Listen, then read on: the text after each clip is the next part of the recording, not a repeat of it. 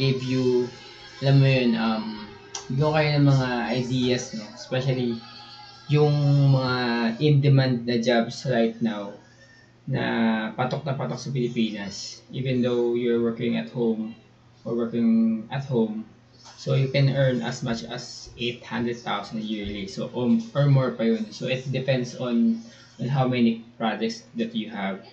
And ang kagandahan pa dito, ito yung pinaka in demand, especially if you are marketing or marketing technology, if you are an IT, or even though wala kang college degree, and then ang kailangan mo lang is tiyaga. Siyempre, you need to dig deeper, especially in how to become an SEO specialist or SEO managers in the futures. And then, bibigyan ko kayo ng mga tips kung paano mo may earn yung mga ganong kalaki halaga, no? And by the way, before we start, I just would like to introduce myself. So I'm Juan. I'm John. So I'm also have also experience in SEO for almost 12 years, no?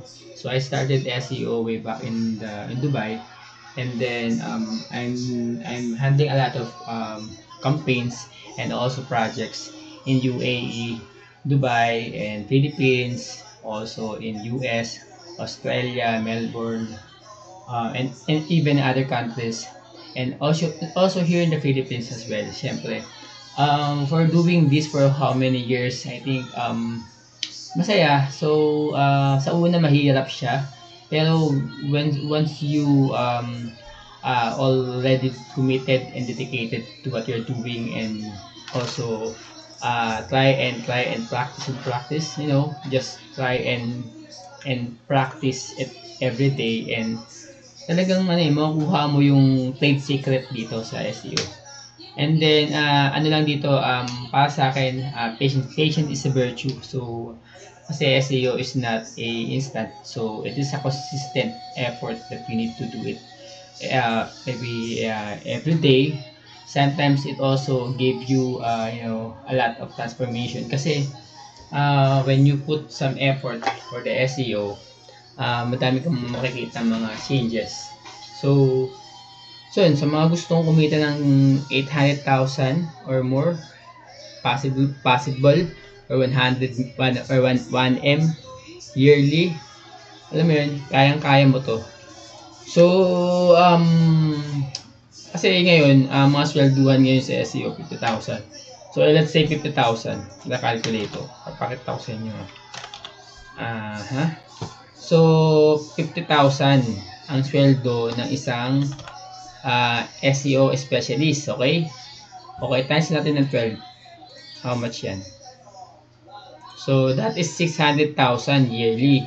Ano lang to mga ano lang yan, yan yung mga SEO na alam mo yun, yung mga 1 year experience or mga less than 2 years, mga ganyan. Ngayon, may mga, pag medyo tumaas ka na, ang sweldo mo, mag-range ka ng mga 75,000 pesos. Sa pesos lang, sa Pilipinas yan. Times mo ng 12. Okay. So, that is 900,000 yearly.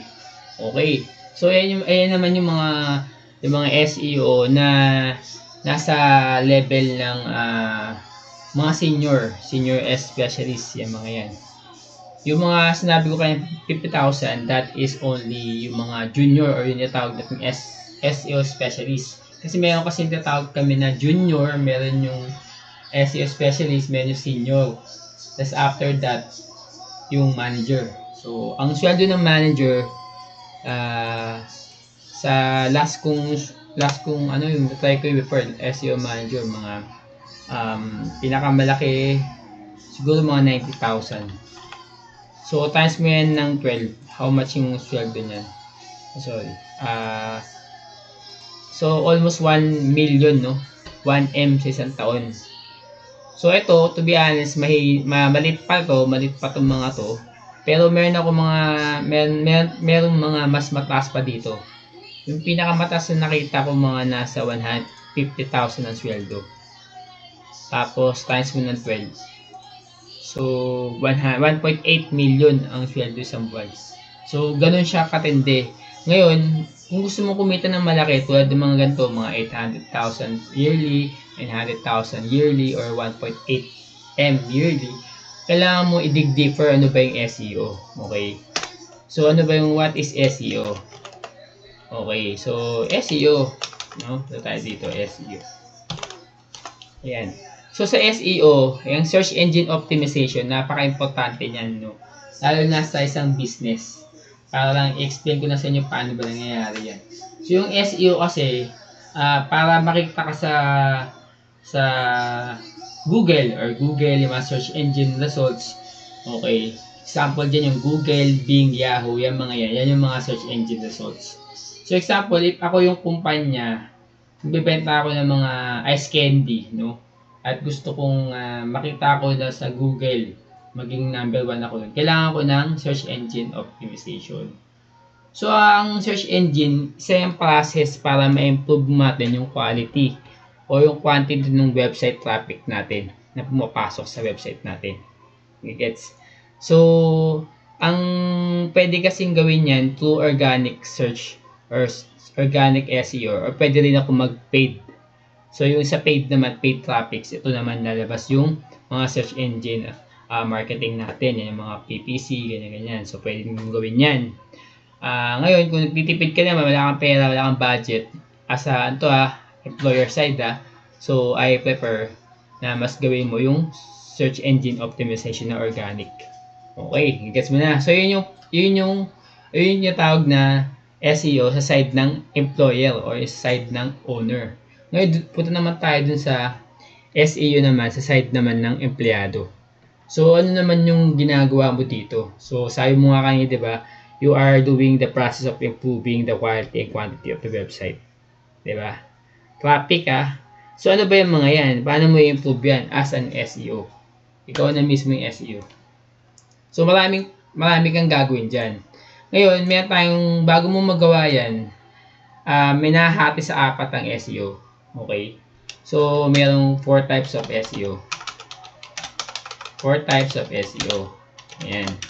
So, sa 4 types of SEO, pwede kang maging technical SEO, pwede kang maging on-page SEO, okay? Pwede ka rin maging off-page, tsaka local SEO. So, sa 4 na yan yung specialty mo. Paano lumalabas? Kung nag-college ka, example, you enroll in college, you enroll in university, let's say Ateneo de Manila, nag-enroll ka. And then, you took marketing, di ba? Sa marketing, meron yan tinatawag na specialization. So, ganun din yan. So, example, mag-enroll ka na isang course, kinuha mo yung course ng SEO, Search Engine Optimization. Sa buong 4 sa courses na yan ng SEO, may nahati yan sa 4. So, for specializations yan. The first is yung kanina sasabi ko is an on-page SEO. Yan, specialist. Gets mo? Yan. Kaya may specialist, dapat magaling ka dun sa on-page SEO. Okay. Meron din tawag na off-page. Kung merong on, merong off-page. Yan. Off-page SEO naman. Okay? So, mamaya, next time gagawa tayo ng comparison, ano ba yung off-page SEO, ano ba yung on-page. Okay? So, yan, off-page naman yan. Ang sunod niyan yung local SEO. So, yan. Okay? So, meron local SEO, meron on-page, meron off-page. No? Gets? Ang last natin is yung technical SEO. Okay. Gets na. Yan. So, 4 yan. 4 yan na pagpipilian mo. When you become a SEO specialist, you need to choose. Asan ka ba gusto maging magaling? Kung gustong mag-focus. Yun yan eh. Sabi nga ba, you cannot master. You cannot, ano ba yun? Sabi? You cannot, basta parang sasabi, di ka makakapag-master ng 2. So, kailangan isa lang. Pero kung multitasker ka, pwede. No? So, ayan. So, ayan yung sinasabi ko, types of SEO. Technical SEO, ito yung content SEO or on-page, ito yan. Tapos, yung off-page SEO, tsaka yung tawag natin na na local SEO. Okay. So ngayon, once na makapili ka na nung gusto mo sa apat na yan, okay. So, pwede ka na mag-start, no? Kung saan ka ngayon mag-aaral.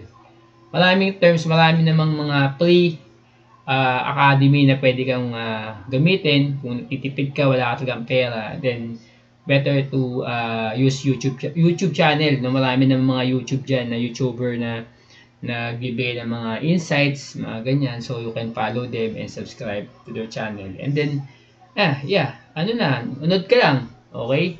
So, yun. Medyo matagal yun kasi, syempre, sa part ng beginner ka, so, kailangan marami kang time to do this, no? Next, ang susunod mo, pwede ditipid ka, siguro, pwede kang, kung hindi kaya ng budget mo yung mga mamahali na course or mga training program, pwede ka magpunta sa Udemy. Udemy, yun, mura lang doon. I think, mga 500 pesos lang ata doon, no? Ayun, pwede mo na siguro pagtsagaan yun. Nga lang, syempre, yung mga techniques doon is old school na, outdated na. I-remodel na lang, ginagawa nila 2024 kahit matagal na yung traditional na yung SEO nila, no? So, yun. Isa yun, yung Udemy, yung sabi ko na YouTube, and yung mga free tools natin, pwede ka pumunta ng Google Academy. So, pwede mo din puntahan yung mga libre yung mga yan. Okay. Ngayon, may mga paid naman tayo tinatawag. Mga paid SEO Academy, no? So, marami naman yan dito sa Pilipinas. So, pwede kang mag-search ka lang sa Google and then type mo lang kung may lumabas doon, go. Ganun lang yun. Pero, hindi na ako maglalagay ng may mention na kung sino yung mga SEO Academy na pag-aaralan nyo. For me, I think it's your own free will to do do your own research. Yun, para mas maganda, para mas okay. Ngayon, pagkatuto pa na, makakuha ka na ng prepared mo na school or academy na pag-aaralan mo. And then, practice mo lang. Alam mo, hindi naman yan nakukuha sa isang upuan. So, it takes time to become a specialist, especially SEO specialist. It takes time. Ako, for how many years, bago ako matuto ng SEO, up to now, I'm still learning. And, alam mo, hindi ko pinagkakait yung knowledge na nalalaman ko. Pero, syempre, before I become in my position is, dumaan ako sa matinding hurdles and struggle. Pero, alam mo yun, hindi ako nag-give up. I just focus on myself, improving my skills, especially in SEO, digital marketing, and lahat yan. Kasi trabaho ko talaga yan ever since since 2012, na yung trabaho ko eh. So, alam mo yun, talagang practice lang and then improve. Yun lang gagawin mo, wala ng iba. Okay. So, yun, no? Pag once nakakuha ka na ng eskwelahan, sabi ko kanina, di ba? Unang gagawin mo is, syempre, pipili ka ng specialization. Yeah, specialize. Yan, specialize. Then, sunod mo ngayon dyan, anong school? SEO school. O training school. O yan. After nyan, kung nagtitipid ka, di ba? Pwedeng free or paid. So, it's up to you kung anong gusto mo, di ba? Ngayon, pag natapos ka na, natuto ka na niya, natapos mo na yung mga training na yan, or mga kung ano-anong mga training na gusto mong malaman sa kanila, kailangan mo gumawa portfolio, no? So, ang sunod mo gagawin dyan, portfolio naman. So, paano ka kuha ng portfolio kung wala kang experience? O, di ba? Kasi, ngayon, may tinatawag tayong mga internship. Yan. Okay, so portfolio. Wala kang portfolio, kailangan mo ng internship. Or mga bootcamp. Yan yung mga kailangan natin dyan. Bootcamp. Okay. So, kasi yung mga internship bootcamp, yan ang pwede magbigay sa'yo ng portfolio. Pinapurpose niyan. Okay, so 3. Yan. Ngayon, pag meron ka ng portfolio, Okay, meron ka nang may papakita. Sabihin ka nakatibayan na evidence that you have the capacity or you are capable to do SEO services or any SEO service to your client in the future. And then it's time to search or find your clients. So, yun lang yun. So, yun lang yung 4 na kailangan mong gawin. So, either, ang finds of your clients is, it depends on what do you want. Example, meron ka ng portfolio, ready ka na, you want to step up your career. And then, you want to find your clients. Ang clients, marami yan. Okay? Ang clients, pwede mag-clients ka na gusto mo magtrabaho or gusto mong magtrabaho sa local company. Okay? So, you can apply to any private company here in the Philippines as a SEO specialist. Okay, yan ang first. Second is you want to apply as a, let's say, gusto mo medyo malaki sweldo. So, ang preferred mo is mga sweldo, mga nasa 40 to 50,000. So, try mo mag-BPO o yung mga business process outsource na nag-handle ng mga US clients. So, yung mga yan, malaki yung swelduhan yan. Kasi ang kagandahan pa sa BPO is mga business process outsource is they have the benefits. Diba? Like, if you work in the Philippines, alam mo naman sa Philippines, diba? Maliit ang swelduhan dito. So, let's say, hanap tayo ng isang, meron ako ditong alam na punta tayo kay Indeed. So, ang example ng example nito, example ng sinasabi ko, consultancy yan. Wait lang. Example ng mga BPO is ito. Papakita ko sa inyo. Saan yung sino ba yun? Yan natin dito. So, search muna ako. Papakita ko lang sa sino yung mga local. Basta mga local na companies. Makikita nyo naman yan eh. May elite ang sweldo niyan, mga below 30,000 yan, 25, 30. Pag ang mga swelduhan, mga nasa 50,000 like ito, 40 to 74. This one is Trustnet. I think this one is private company to. So, pag ito, okay to, private company. So, Trustnet to, yan. So, okay yan. So, tapos, etong confidential, possible, BPO company to. 55,000 sweldo. So, kasi mga business process outsource, nag-start ng ang swelduhan na ngayon, nasa 45 to 50. So, yan. Tapos, ito din, playbook possible to, outsource to. So, basta mga ganun, 45 to 60.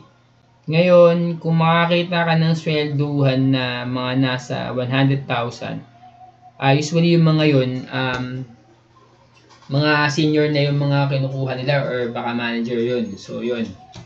So, pwede ka mamili, no? So, mayroon ka ng choice, either private or BPO companies. Or pwede ka mag-direct, no? Pwede ka mag-direct, hanap ka lang sa Google ng mga gusto mo. Na example, yung mga direct companies, no, sa US. So, pwede rin yun. Ngayon, ang kailangan mo lang talaga is kailangan mo ng portfolio. Kung wala kang portfolio, wala nonsense yung paghahanap na yun. So, yun. So, madami namang ways to find your clients. Napakadami. We have LinkedIn, dami, sobrang dami. So, yung mga online jobs pa nga. Pero anyway, hindi ko yun preferred na puntahan yung mga online or yung online jobs. Ganun. Hindi ko siya preferred kasi masyadong mababa yung mga offer doon. Pangalawa, ang dami doon mga fly by night. Tsaka yung bila nilang nawawala na client kaya hindi siya preferred puntahan. So, kung makakakuha ka, di okay. Kung hindi. Kasi meron doon mga client na, mga client na bila nilang mawawala after mong gawa ng mga projects. Bila magalahong bula. Yung ganun. Yung may isa pa, yung Upwork. Yung Upwork okay naman, kaso masyadong mababa doon eh. Sto lang.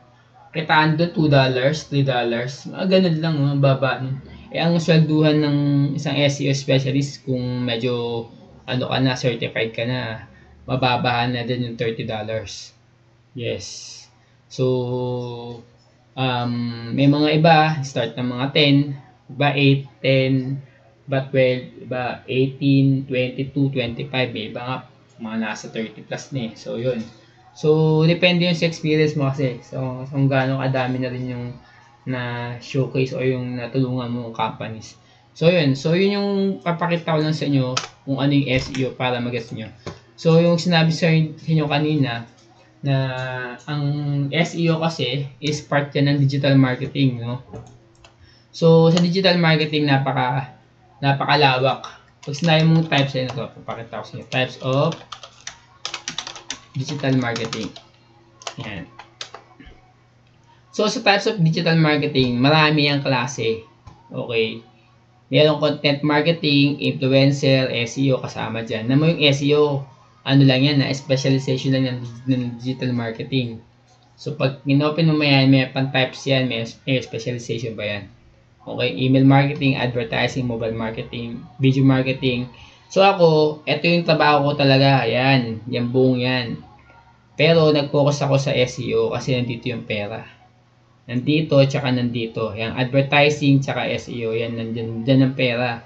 Ngayon, kung bago ka, a marketing graduate ka, or IT graduate ka, and you want to enter in the digital marketing, I suggest, kung bago ka pa lang, at medyo hindi ka pa, alam mo yun, you're still lost, hindi mo pa alam kung anong gusto mong mangyari sa buhay mo, then you stick here, content marketing. Ito, content marketing na social. Ito, social media marketing, or ito, content marketing, social media marketing, SEO, advertising. Ito yung mga magaganda na okay, no? Na hindi ka mawawalan ng trabaho pag yan yung mga kukunin mo. Okay, so, ayan. Video marketing sa mga influencer to. So, kung gusto niyo maganda kayo, mga YouTuber. So, ayan. Okay, so nakita niyo naman no, kung gaano kalawak yung SEO at gaano siya ka-importante sa isang organization or businesses, not only here in the Philippines but in the whole country.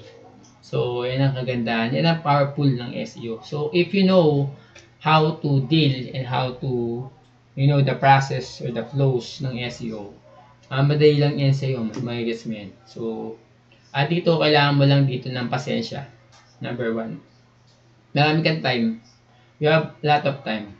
Kasi, sabi ko nga, di ba, di mo siya magagawa ng instant eh. So, kailangan marami kang oras gawin. So, yun. Tapos, consistent, progression, yung learnings mo. Yun, dapat, hindi ka stagnant, dapat dahil ka nanonood ng mga, or nakikinig ng mga bagong updates, ganyan. So, madami, no? Tapos, mas na gusto mo na talaga matuto ng SEO, marami yung sanga-sangay, may mga tools yan na ginagamit. Yan. Siyempre, sa isang marketing, kailangan mo yan, tools. Kailangan updated ka. So, yun yung mga kailangan yan. So, ang SEO specialist, tignan natin dito kung pinaka-biggest SEO specialist salary in the Philippines. Ito nga, yun, yun yung salary nila. So, 35,000 daw ang sweldo dito sa Pilipinas. Private company yan. Okay, highest paid cities in the Philippines. 44,000. Ang baba, di ba? Sa Pilipinas to, Ngayon, try natin sa Australia.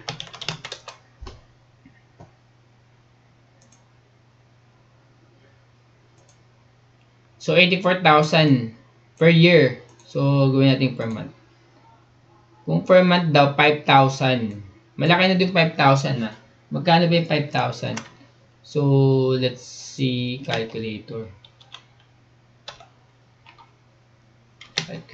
Calculator. Ayan. So, example, 5,000. Ito, 5,000 to, diba? Tingnan natin kung magkano to. Ayan. 5,833 times mo ng 56.20 ang palitan ng dollars ngayon.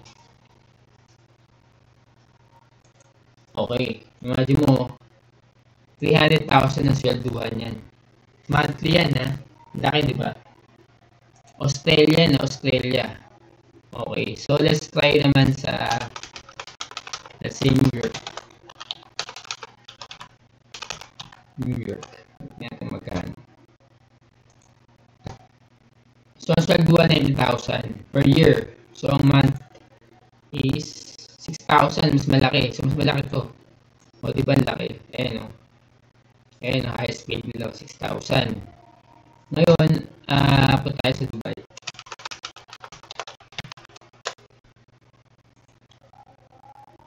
So, ito, per month, 3,700. So, kung calculator natin yan, 3,700 for 4 times mo ng 14 pesos. So, 52,000 ang swelduhan nila. Parehas na sa Pilipinas. So, okay na dito ka na magtrabaho. So, yun, no? So, nakita nyo na siguro kung gaano kalaki, no? Yung potential na laki na sweldo pag nag-start ka dito sa SEO na to. So, nasa iyo yan, sa up to you, maraming mga napakadaming vlogs or mga content creators dyan na gumawa ng mga kanya-kanya mga application ay mga kanilang mga channels or YouTube channels na pwede mo naman silang sundan or follow. So, bigyan ko lang din kayo idea, no, paano ba usually yung trabaho natin para makita mo.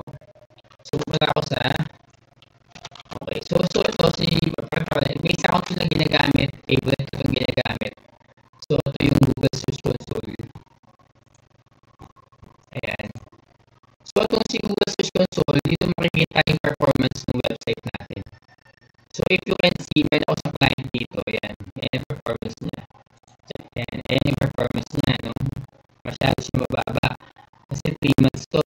So, tingnan natin ng last 28. That is 150. So, gawin natin itong ayan. So, 11,000. Meron pa dito.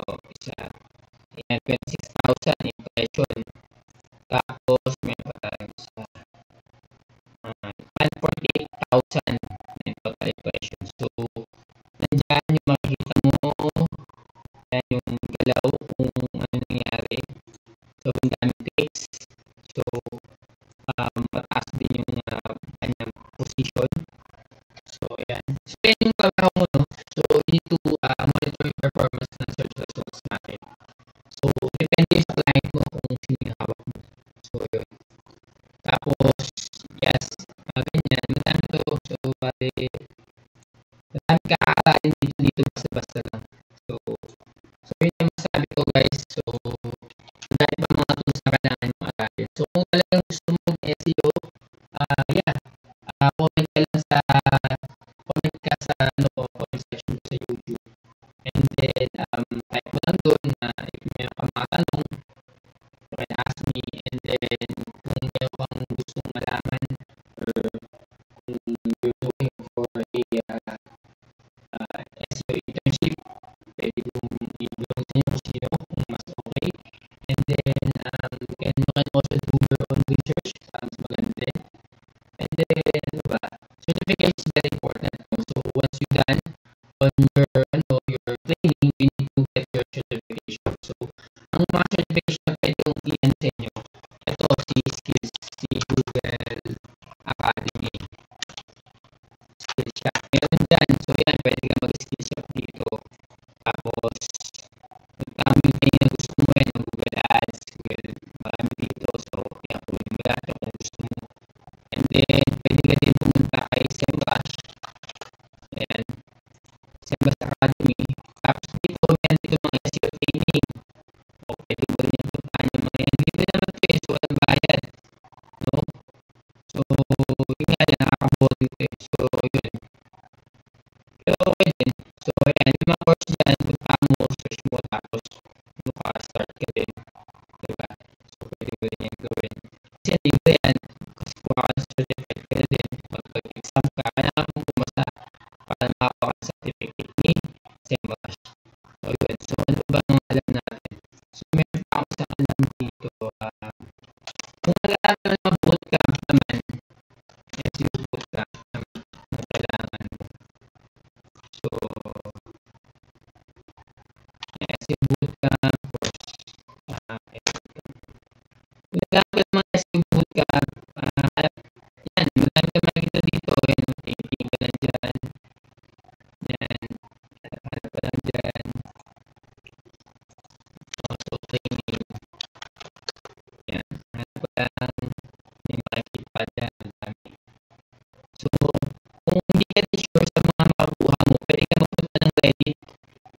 sa Reddit, marami kang makuha doon mga ano, mga tanong or mga tanong or mga sagot kung doubt ka pa sa mga hindi pa siguro sa mga anytime nga sa Reddit, check mo doon, punta ka doon, hanap ka doon, marami kang makikita ng mga recommendation doon. So yan. Tapos pwede sa Quora, pero mas maganda yan yung eventual yan. So maraming yan, tsaka tingin para makita mo yung mga kung doubt ka or pwede ka rin mag-on do your own research nga, sabi ko ano sa iyo. So yan, ito SEO Bootcamp Training na Philippines, so yan, marami naman yan. So mas maganda kung marami kang pera, inulan mo lahat, saka mag-compare, di ba? Mas maganda para mas maganda yung learnings. So yun, okay. So yun lang naman. So if you have any question about SEO and if you're looking for knowledge on SEO, so I can help you on that. Just comment any questions mo below, so I can also help you on yung mga pilihan na dito. Kung medyo lost ka sa SEO, so let us know. And then if you're pro na and go kahit professional na sa SEO, I think